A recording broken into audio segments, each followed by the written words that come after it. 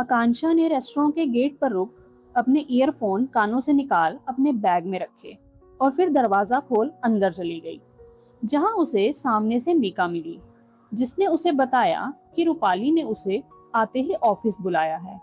आकांक्षा को जरा हैरानी हुई, क्योंकि रूपाली यूं सुबह सुबह आते ही ऑफिस में कभी नहीं बुलाती थी।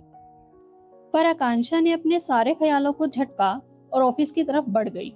उसने नॉक किया तो रूपाली ने उसे अंदर बुला लिया।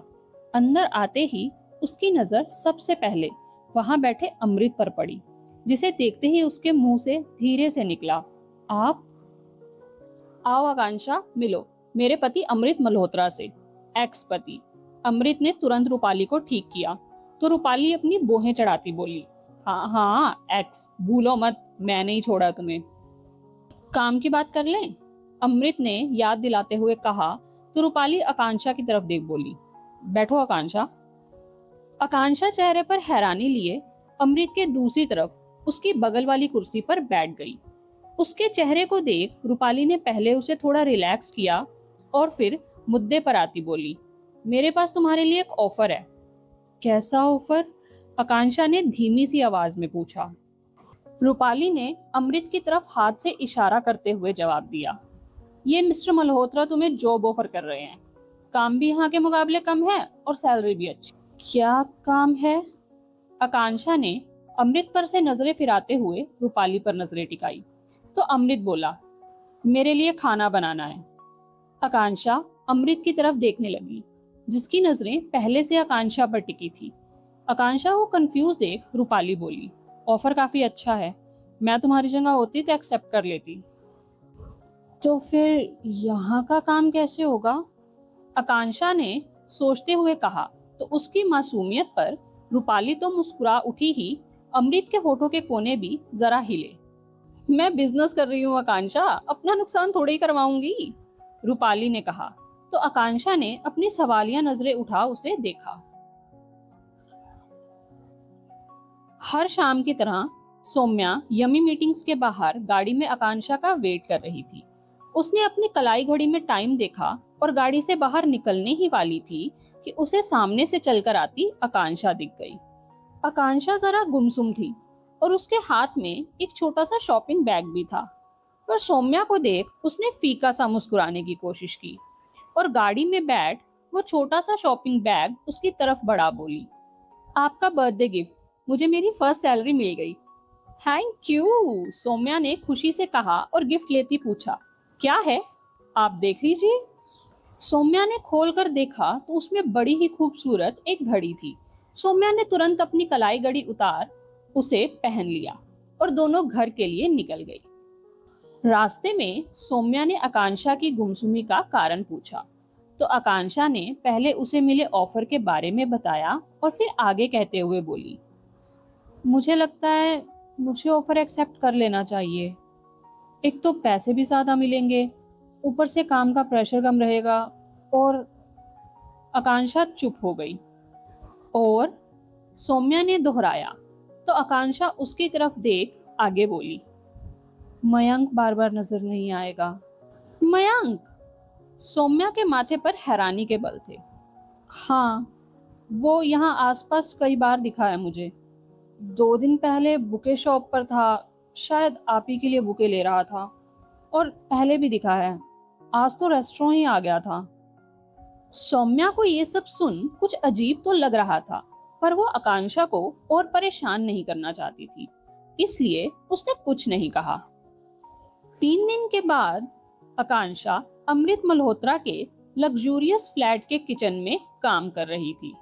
जितना खूबसूरत फ्लैट था उतना ही खूबसूरत और बड़ा किचन भी था, जिसमें हर एक चीज बड़ी खूबसूरती से जची थी।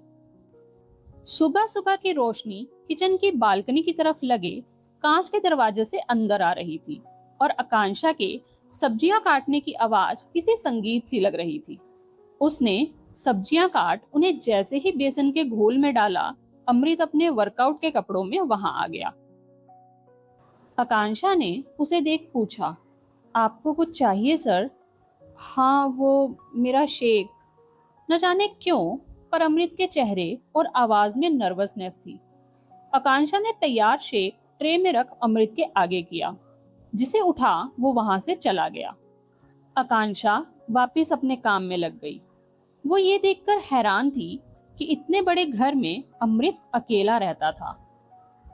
अगले 30 मिनट में आकांक्षा ने सारा नाश्ता तैयार कर टेबल पर जचाना शुरू कर दिया, तो वहीं अमृत भी अपने रूम से तैयार हो निकल आया। गहरे नीले रंग का सूट उस पर काफी जच रहा था। आकांक्षा ने अपनी पलकें झपकी और जचे टेबल को और ठीक करने लगी। अमृत ने कुर्सी खींच बैठते हुए पूछा, तुमने नाश्ता किया है? जी। आकांक्षा हैरानी से अमृत की तरफ देख रही थी। अमृत ने भी अपनी नजरें उठा उसकी तरफ देखा और फिर बोला, अभी भी सीधी हिंदी समझ नहीं आती तुम्हें? आकांक्षा के माथे पर बल आ गए। अमृत ने उसे यूं ही छोड़ एक प्लेट सीधी कर उसमें बेसन का चीला सर्व किया और उसमें से टमाटर निकाल प्लेट में साइड पर रखने लगा।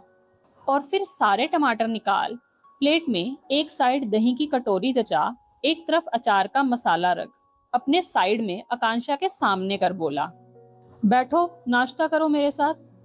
और फिर अपनी प्लेट लगाने लगा। आकांक्षा ने एक नजर प्लेट को देखा। ये बिल्कुल वैसे तैयार थी जैसे आकांक्षा पसंद करती है। उसे अपने चीले में टमाटर कभी अच्छे नहीं लगे तो वो उन्हें निकाल साइड कर दिया करती थी। अमृत ने एक बार फिर आकांक्षा की तरफ देखा और इस बार उसके लिए चेयर खींचता बोला, बैठो आकांक्षा, मुझे अभी भी नाश्ता गर्मा गर्म ही अच्छा लगता है। और फिर अपनी कॉफी डालने लगा। आप कौन? आकांक्षा की आवाज जरा कांप रही थी।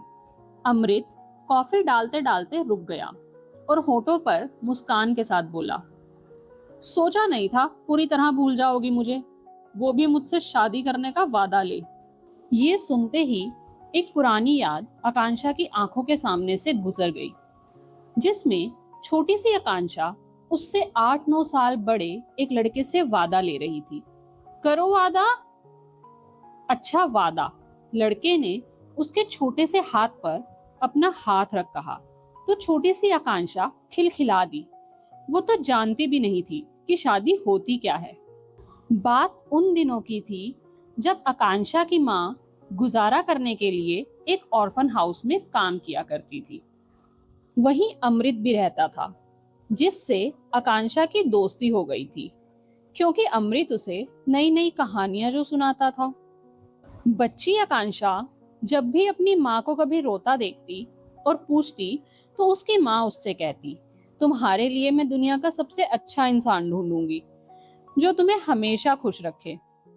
और इसी सब के चलते उस नन्ही सी आकांक्षा ने अपने छोटे से दिमाग का इस्तेमाल कर अमृत से वादा लिया कि वो उससे शादी करेगा, ताकि उसकी मम्मा रोए नहीं, क्योंकि अमृत कहानियां सुनाता है जिससे आकांक्षा हंसती है। पर फिर आकांक्षा और उसकी माँ ने शहर बदल लिया और बचपन के कच्चे वादों पर नई यादों की परत चढ़ गई। अब तो बैठ जाओ, याद आ गया होगा। अमृत की आवाज से आकांक्षा अपनी यादों से बाहर आई और उसने उसे देखते हुए आगे सवाल किया, पहचाना कैसे? अमृत उठा और आकांक्षा के करीब आने लगा। आकांक्षा उसे लगातार देख रही थी और नर्वसनेस के चलते उसने पीछे कुर्सी अपनी मुट्ठी में कस रखी थी। अमृत उसके एकदम करीब आया और कान के पास बोला, तुम्हारे ये कान के पीछे के निशान से। आकांक्षा ने अपना चेहरा उसकी तरफ घुमाया तो दोनों इतने करीब थे कि एक दूसरे की सांसें उन्हें अपने चेहरे पर महसूस हो रही थी।